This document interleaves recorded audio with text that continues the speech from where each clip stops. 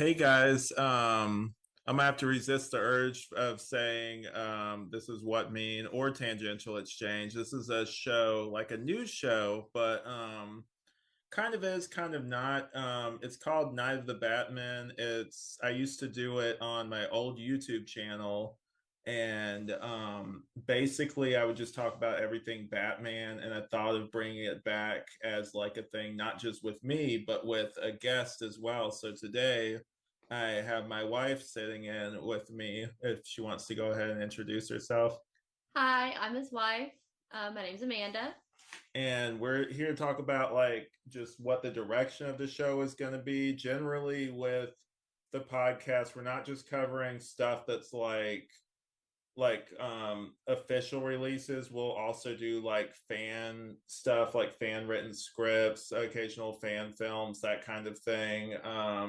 But just off the top, I know I used to do it solo. It's going to be cool having other people on it. And this is going to be a lot more laid back discussion versus what the show used to be, which was a lot more scripted stuff. I don't have time to write scripts anymore, and that's not really how I podcast anymore. So this is going to be the reboot of my actual ever first review show that I ever did. That's really cool. So tell me more about it. Basically, we're gonna do like rankings. How it started was I didn't know how to review when I was younger. I think I started it when I was in high school, and so I would just go very like pro con kind of thing, like positive, negative. And like I know how to review things now, so I don't really do that anymore. But yeah, this one's going to be much more like I don't think I'll even do like the star system anymore unless we're doing rankings and that's different. But like it's going to be kind of like my other stuff, like what mean, where I don't really believe in the star system or like I don't believe in it for me. I can't really like try to quantify like this is this amount of stars. It's not my thing. Will you ever make a tier list? Like for the for like rankings and stuff or Yes. what do you mean by tier list? So it's actually a really popular thing that a lot of creators will do where they will create like tiers. So like God tier, Like S A tier? yeah, Okay. A tier, B tier, and like D tier is like bad. Yeah. Um, would you ever do like a tier list of like all the Batman movies? Like a ranking thing, yeah, probably. I know that I talked to Trip about like ranking like because superhero stuff you should know did this and I like the idea of doing it like just it would be fun and it wouldn't really require a lot of knowledge on the other person's part, but like just ranking bat suits is one of the things that we were gonna do for fun. Okay. Yeah, like stuff like that, or just um like stuff like that, and then like occasionally also I was kind of inspired to get back into it from comic pop where you have one person who actually and other things do this too, but where one person has actually read whatever the story is and then he kind of describes it to other people or describes like how he felt reading parts of it. Because I know certain people aren't gonna have the time to be like, let me sit down and read this entire book. So like I can just tell them about it and get their honest reactions to it. And that'd be kind of cool and kind of like an education tool for people. And I thought maybe we could even go in that direction with the Batman show where we kind of try to educate people while also like reviewing, but like, just go in depth into like maybe corners of the Batman universe that some people don't know about. Okay. But yeah, what do you think about that? Um, You zoned I out? zoned out. Which part? The Um, whole thing? well, no, I know you said that you were gonna read stuff and then like kind of tell other people about it, like how you felt, like with a guest and like have them react. But then you were talking about the Batman show, and I had no idea what you were talking about. No, I was saying like this show is a Batman show, and so I was going to use it to try to educate people too about like maybe corners of the Batman universe that people and also people like you that are on the show that don't like you do know stuff about Batman, but you don't know like a ton. You know stuff because I tell you about it, like just obviously living with me. But Yeah, like yeah. I know more things about like anime than I would about anything comic book related. Yeah, so Except for Spider Gwen, I would argue I probably know more about her than you do. yeah, so I thought it'd be fun just to have people that necessarily like occasionally we'll have people that know like way more than me on here, like Ben, who knows like literally everything about Batman and stuff like that in general. So like occasionally we'll have people that know a lot, but I thought it'd be kind of fun to have some of my friends on that know like just like maybe have just seen the movies or like, maybe played a video game here or there. You think you'll ever have the kid on and have her rank the Riddlers with you? She's only interested in like Paul Dano, so like I don't know, like that would be it'd probably be a really short episode if that were it. Like she'd probably just be like, Paul Dano, and that's it. But yeah, I'm really excited about this. I've been looking forward to it for a while. I'm glad that we're finally doing it, and also it feels kind of like coming home a little bit because I my first ever review show, and now I'm starting it back with a lot more experience with like podcasting and in general, like doing stuff like this. Do So you like feel it's a bit really of cool. freedom from the rigidity of how it used to be? Yeah, well, even back then, I wanted to have people on. Like it wasn't it was more of a by not necessity. What's the word? It's like I wouldn't say forced, but it's like kind of like it was either I do it by myself or the show doesn't get made, basically. What would that like it's not by It would be by necessity. yeah, because it's just like that's like I could just get me on there because a lot of people back then they would be like, "Oh, that's cool, you're making that." And they would listen to the show, but like whenever you say, "Oh, it was before a lot of people were in podcasts and like just review based stuff in general," so a lot of people would be like, I don't know, like we'll try to like figure that out or like I don't know kind of thing. So I'm glad I have people now that want to be on shows. It's kind of cool. So, what are you most excited to talk about? Um, I know I'm definitely gonna have episodes where I just, unlike before, where I would just review different things. I'm definitely gonna have a new thing on here that I'm excited about, which is like things I love, and I think that's what it's gonna be called, where it's just gonna be me gushing to someone who probably either hasn't read or seen something, basically trying to motivate people to go out and read something that I'm really passionate about. Like I really love Batman the Cult, which is a comic that I love the art in it. I love the colors and everything, and just the story is really great too. It's one of the few Jason Todd stories before he turned into Red Hood that's actually really good and paints him in a positive light.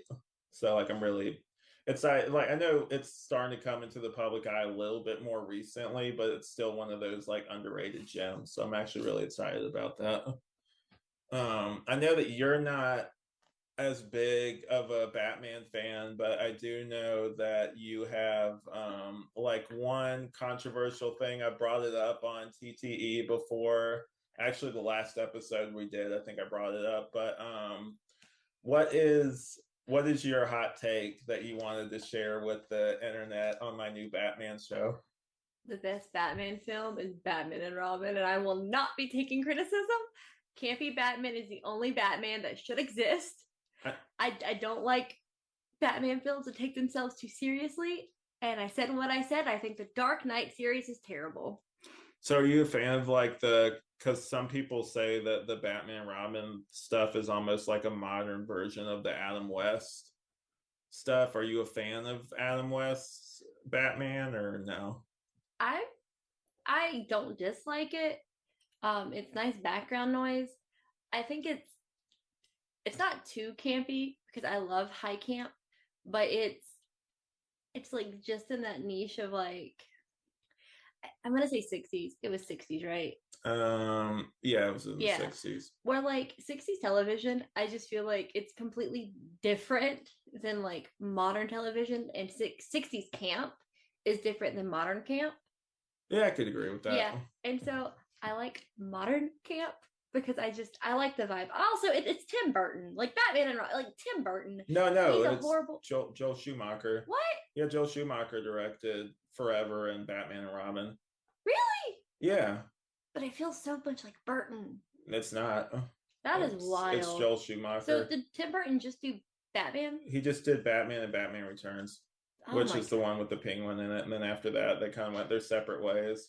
All right. Well, I like the bright colors. Also, it has Uma Thurman in it as Poison Ivy. And like as a gay woman, You liked her in that. I don't know. listen, Poison Ivy was part of my bisexual awakening. But Her like, and Robin. well, Poison Ivy in general, I would agree with that. But cause she but Uma Thurman, maybe it's just the acting that I could never get on board with. Because at least with Arnold, it's they're both doing a kind of similar thing. But like at least with Arnold, it's so funny because of how bad it is with like his one-liners. I loved her. That is, and like this is gonna sound so. That is my favorite portrayal of Poison Ivy.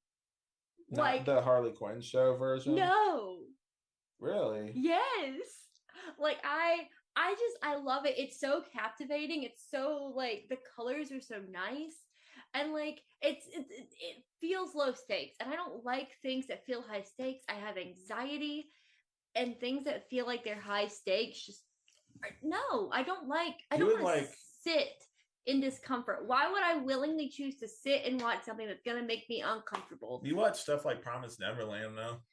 Yeah, but it's not real people. Like anime, there's like this sense of separation because it's not like I can watch dark, heavy anime stuff. Yeah. It's not real people. But like that's why I don't like watching like filmed media. Which is why Oh, okay. You I never would told me that. That's actually interesting. yeah, because like it they're like I don't know.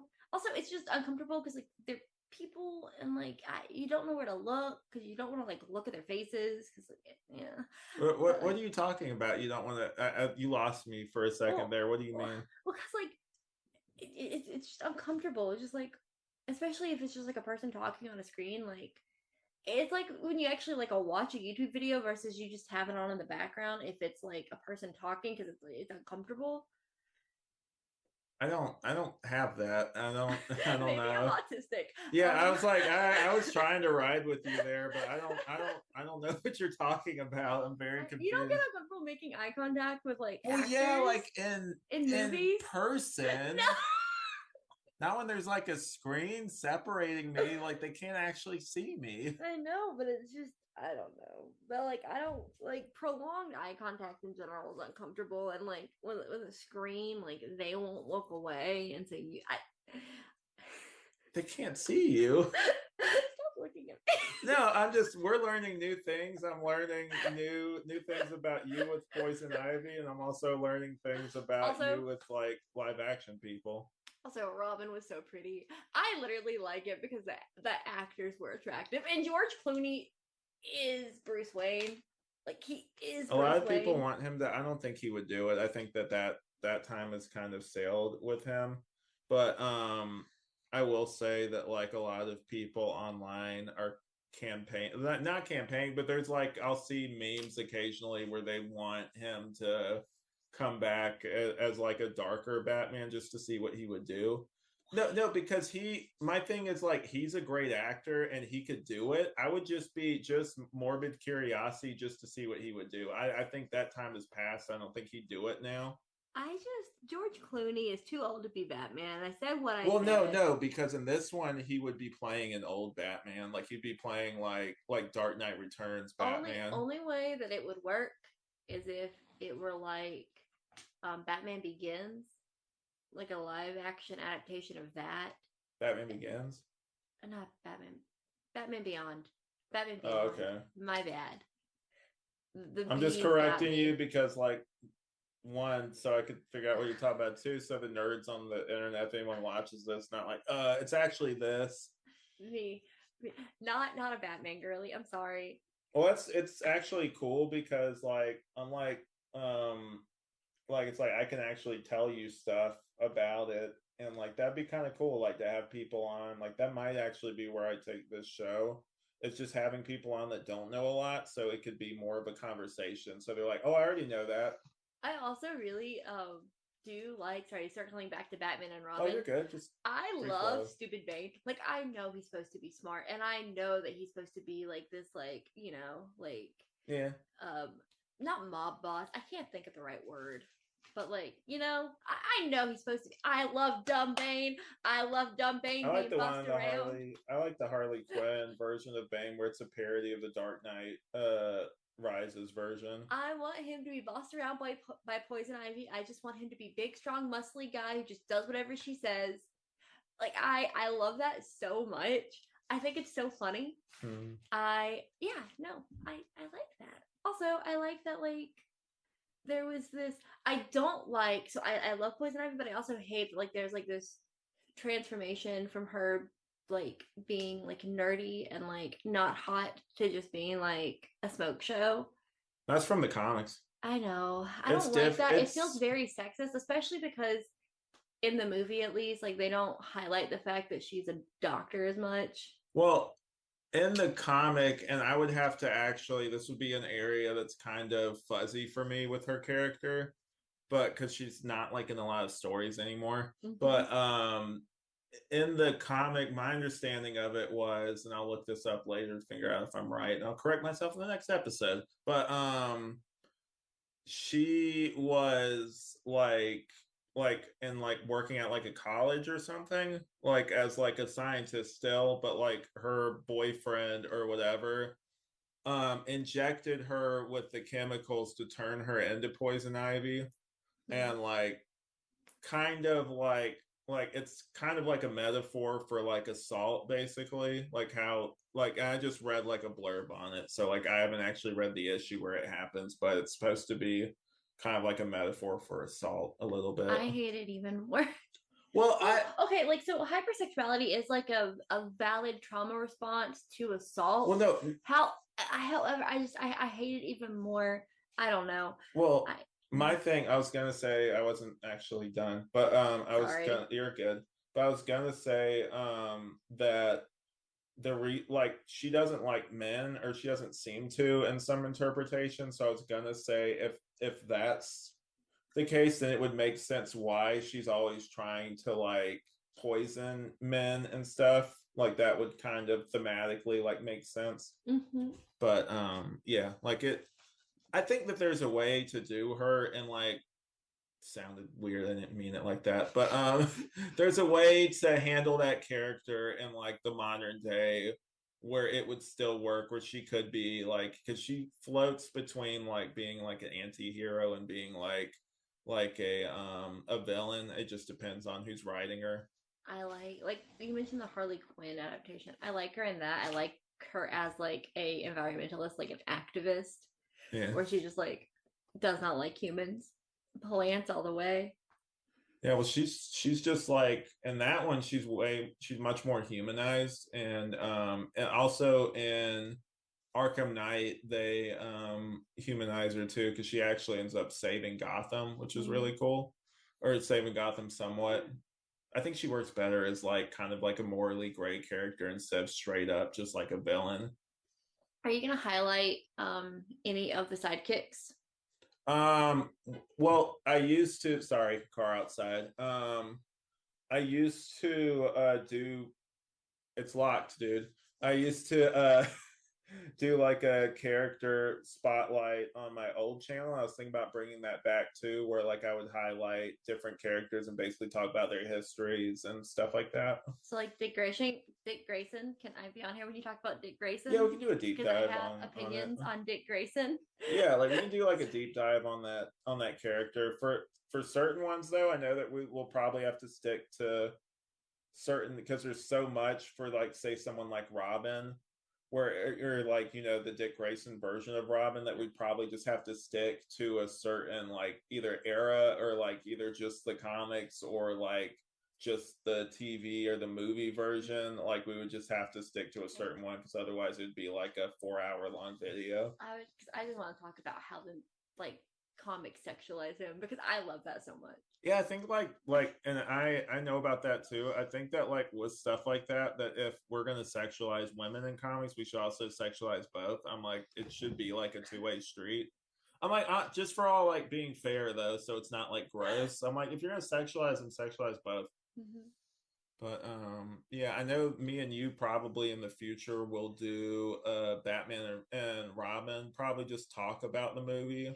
Because I'm gonna do that too. I might bring on people and just have them talk about, because I've seen other people do it and I kind of like the idea of it. Like bring someone on and have them talk about their favorite either story or like movie or like short or anything like that, and just have them talk about it, because I think that'd be good in generating content and everything. What were you gonna say? I was thinking about, sorry, I got distracted. I was thinking about the Batgirl in Batman and Robin, and Mm-hmm. how I do not like that she's not Barbara Gordon. Yeah, I don't like that either. That's my only complaint. Like my only complaint about that entire thing. Well, my So thing with that too is that if she ended up being one, it was kind of too little, too late. It's like the fourth movie in the series. If they wanted to set up Barbara Gordon, they probably should have started doing it like earlier on. But yeah. they didn't do stuff like that back then. It was just kind of like, this is the story for this one. They weren't really concerned with continuity back in the 90s, really. I mean, clearly just look at TV or anything. Well, to be fair, with TV, like people, their binging wasn't a thing in the 90s, or it wasn't as big of a thing because you would have to own like a box set where you'd have to be watching a marathon. Yeah, And so you're not going to catch little things like that in the way that we do today. yeah. Um, And so a lot of them were like episodic, or like some of them like literally for, I think it was this is totally unrelated to Batman, but I'm going to talk about it anyway. Um like they would, on Pod Meets World, where it's like the people from Boy Meets World, like the cast members, like the main cast, like Will Friedle, Daniel Fishel, and Ryder Strong, who played Sean, Topanga, and Eric, all talk about that show. They were talking about how continuity is very different back then versus now. They like back then, they a lot of the executives would tell them, they're like, look, like any show like this, we're just assuming that people are flipping through channels and just pick it up. So that's why they structured it like that. So you could just kind of just jump into a show without having to know all this like background and everything in it in order to enjoy it. But yeah. okay. Yeah, it's like I didn't know that, but that totally makes sense based off how TV and movies used to be versus how they are now. That's why like in a lot of movies, like especially older ones, they would almost have like a little recap thing where it would be like it shows scenes from the previous movie, because back then you couldn't really just pick up the movie and watch it right before you saw the sequel. Or and they would do that too on like important like plot driven like TV series. Yeah. They'd be like previously on Yeah. Gossip Girl. Or like Smallville. I remember Smallville was one of the first superhero like things that I thought was like adult. I mean, it is in places, but I remember when I was younger and like I was in like sixth or like fifth grade, like, no, this is like adult TV and stuff. And like for a sixth grader, yes, it is. Well, it's live action, so I feel like they're in the 90s, they're in early 2000s, there were not a lot of live action Yeah. shows geared towards um kids. Um unless you were watching like Disney Channel. Especially superhero stuff. Like that's the Yeah. thing that people don't realize now. Like I remember back then, and I'm not saying Smallville was terrible, but I am saying that like back then there was, your pickings were a lot slimmer back then, especially for live action. There wasn't barely, if any. I think Smallville was the only live action thing that stayed on that was related to superheroes for as long as it did. I can't think of another superhero related live action show from the 90s. You're going to say 90s Flash. That only lasted a season, and it was Yeah. because they kind of screwed it over. But yeah, I can you think of anything? No, When I think of superheroes in 90s, I honestly think of Marvel more so than DC because I think of Spider-Man and X-Men. yeah. Yeah. But like that's the other thing that kind of helped it stand out. Like, I know this isn't a Smallville podcast, but just while I'm thinking about it, like is that it was live action, and that like that was a big deal back then. I didn't know that it was. Sorry. Last thing about Smallville. I didn't realize. So my mom watched it. Mm-hmm. When it was airing, and I would occasionally like watch it. I did not. It did not click in my head. I did not know Superman was Clark Kent. So I didn't realize it was like a Superman show. It took me a minute too. Like I had to start hearing names and stuff because like, and I'm gonna speak. This is actually this can loop back to Batman and Robin, and I know you love that movie, but after that movie came out and did what it did, it Oh, people were really gun shy to go near superhero properties after that, and so like for a while a lot of stuff was very like it was a superhero thing, but like you see like the X-Men or like other things like that, and they would really downplay the superhero aspect of it. They wouldn't have bright colorful costumes and anything like that because they were terrified of somebody walking in and being like, oh, these bright colors, this is like this Batman and Robin thing, which back like to a lot of executives and stuff back then were like, we don't want that kind of stuff.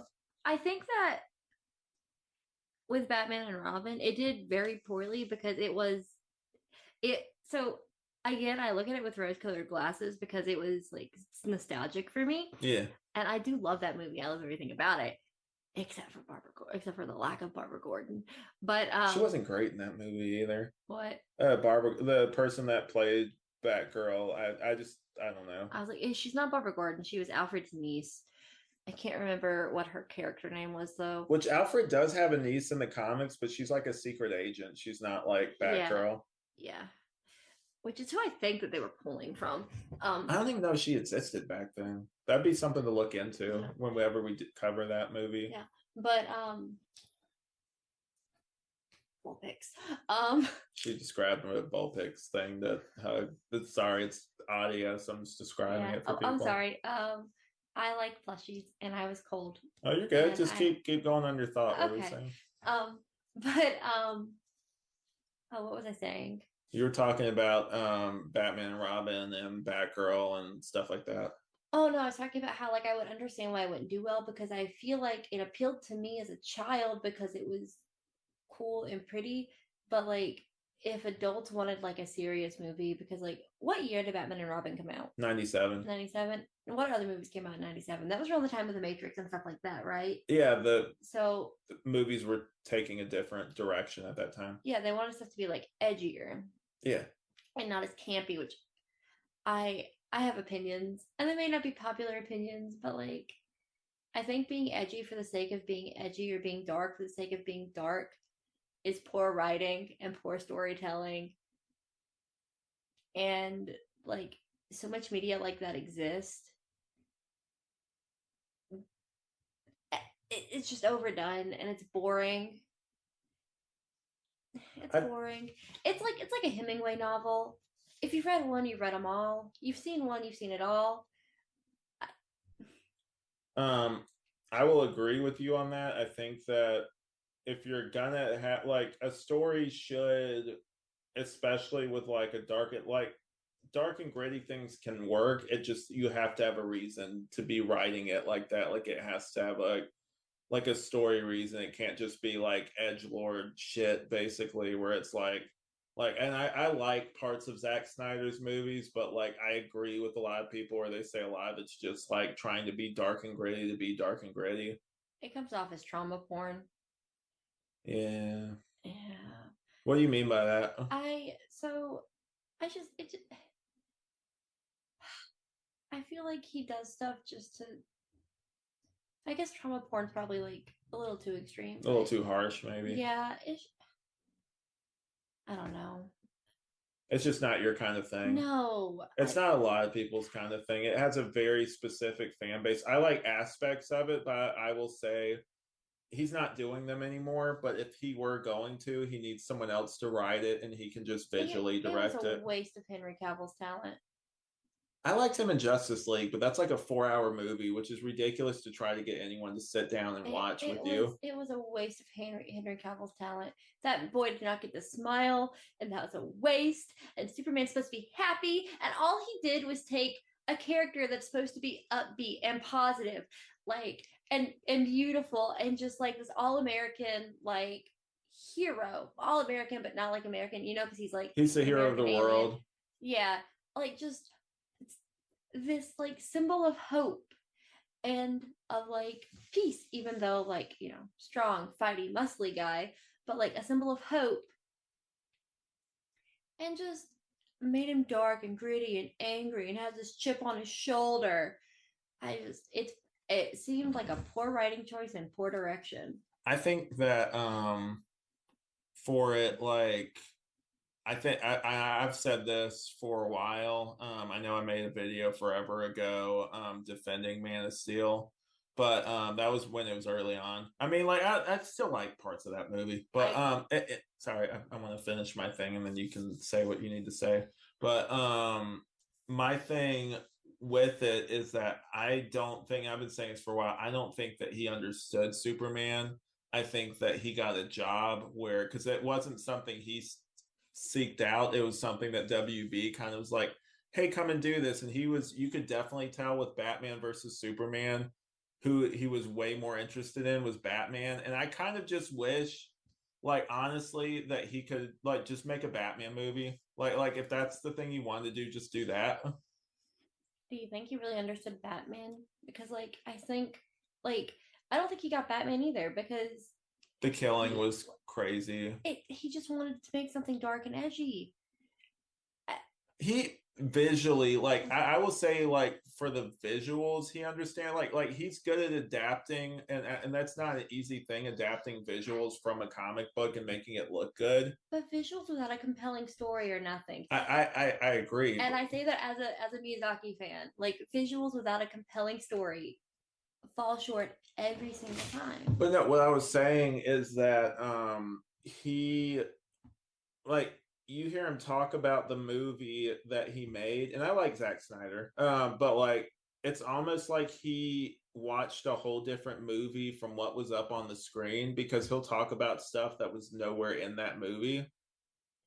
I just, I don't know. I remember watching the Justice League and like being like, I enjoyed Suicide Squad more. Wait, the 2017 Yes. one? Yeah, that one's a piece of shit. I love Zack Snyder's version of Justice League because he makes Superman hopeful at the end. Where like Superman kind of, I know you're never going to see the movie, so I can describe a scene really quick for you. There's a no, because it's 4 hours. Like that, honestly, like that's when I tell people like I want them to see it. 4 hours is a long time, and I know you've seen the Lord of the Rings movies. I was gonna be like, I expect you to watch director's cut Lord of the Rings with me, like. But oh, also side note, have you seen that funny video where Dominique Monaghan interviews Elijah Wood? Who's Dominic Monaghan? It's the guy who played one of the hobbits, and it's not. Is it Sam? It's one of them. Is it Sam? Did he also play the 3 Second Tom and the guy from Stranger Things that dies? No, you're thinking of the other. It's the other one. That's It's not Sam, but the other one. Mary or Pip? The one that was also in Lost. Anyway, I'll show you later. But okay. There was a thing where they're friends or they get along. So he was pranking Elijah Wood, where Elijah Wood thought he was interviewing like this journalist from Germany. Mm-hmm. And so Dominic Mayan put on this German accent, was asking him because he can't see him. And so he was asking him these random questions, and like they increasingly got more weird as the interview went on. And like, yeah, Elijah Wood just would start dying laughing, and then finally, like towards the tail end, started to realize this isn't real, kind of thing. Like this interview isn't real. But yeah, we can watch that after we're done with this. But yeah, like we'll get I get what were we talking about before that? I know we'll probably wrap up soon because we got other stuff we need to do. Justice League, and we were talking about how it seems as though Zack Snyder didn't understand the characters at all. And about like storytelling and how if you don't have a good story with compelling characters and a character and understanding of your characters, that it's gonna fall flat. I will say that the 4 hour for the Justice League movie he did release, that wasn't the Joss Whedon version, was his best movie in my opinion. And like he understood the characters in that. Like Batman, as far as I could tell, didn't kill in that one and acted like Batman and was actually inspiring people, which was really cool. Like that's the one where I'm like, I will not take criticism over this other than it being long. Like that's the only thing really. I'm like, this is good. Batman is hopeful, which is why he can't just be dark all the time. People miss that though. He's not just the dark the if he's the Dark Knight, but like the modern like version of like a knight. And knights are supposed to be positive figures unless you're a bad person. Yeah. They're supposed to uphold like chivalry and justice, and like the code of chivalry is yeah, like problematic these days. well, it was problematic then. Well, people acknowledge that it's problematic now. Yeah. But like stories of knights were still supposed to be idealistic, and like having this idealistic like representation, and he's dark but he's still a knight. I think that people miss that, and I think that that's why they portray him as this dark, brooding, scary guy when he's not supposed to be. Like, citizens of Gotham shouldn't be afraid to run into him, and I feel like the way that he's often portrayed in live action, they would be. Yeah. As opposed to, they should be excited like little kids getting to see like somebody who they really like. And the portrayals of Batman in most media don't do that, and they don't do him justice. And I think it's a gross misunderstanding of the character, and again goes back to being dark for the sake of being dark, without humanizing a character. Well, I think that in the Batman, they actually make that part of his character arc, which I really appreciated. Where like he starts out as he wants everyone to be scared of him, and then towards the tail end, he's like he wants the like bad guys to still be scared of him, but like wants to also inspire hope with like the citizens and stuff. And I think that's going to be really interesting to see what they do in the next one. I hope they continue on that theme and continue to evolve him, because the guy Matt Reeves who's making those is a big fan of the old 60s Adam West thing, and you can even see it in the how the cowl is made. Like it kind of looks like a homemade like dark leather version of Adam West's costume a little bit. I love that movie. Yeah, it's really good. It's and I know you're not as crazy about the Nolan movies. I think the biggest problem is the growling. Like the first one, it's not as bad. Yeah, it's like everybody made fun of that. It's a bad choice. Like I like Christian Bale, but I think that was a bad choice. And the second and third one wasn't his fault, because they artificially deepened his voice, so that's not actually how his voice sounded when he was recording it. That's been my favorite Christian Bale role. Howl's Moving Castle. Yeah. Yeah, but yeah, it'll be interesting to get more in depth into this stuff as time goes on. This was a fun just discussion about it. I guess we'll just go ahead and wrap this up. In the future, I think the next one we'll probably do is I might try to get Trip on and do a ranking video of the different bat suits, which would be kind of just a fun thing for him, because I know he says he doesn't know a lot about Batman. It's so weird because I'm so used to having you and him, or just him and like me on there, just like some combination of that. So it's interesting doing one, because we haven't done one where it's just me and you in like a while. Last thing we did, I think, was when we were doing Miyazaki month, which was a while back. Yeah, that was like a year ago. It wasn't a year ago. I can pull up when we posted it, but we'll do that after. Yeah, I was about to say we can wait. But yeah, so I hope you guys enjoyed listening to this. It's definitely a new experience recording something Batman related where it's not just me talking about it. So that's kind of fun too, especially with this new version of my old show. Is actually really cool. So I enjoyed recording this episode. I hope you guys enjoyed listening, and I'm just gonna go ahead and wrap it up now. I'm Alex. I'm Amanda. And this has been Night of the Batman. I wanted to say something else.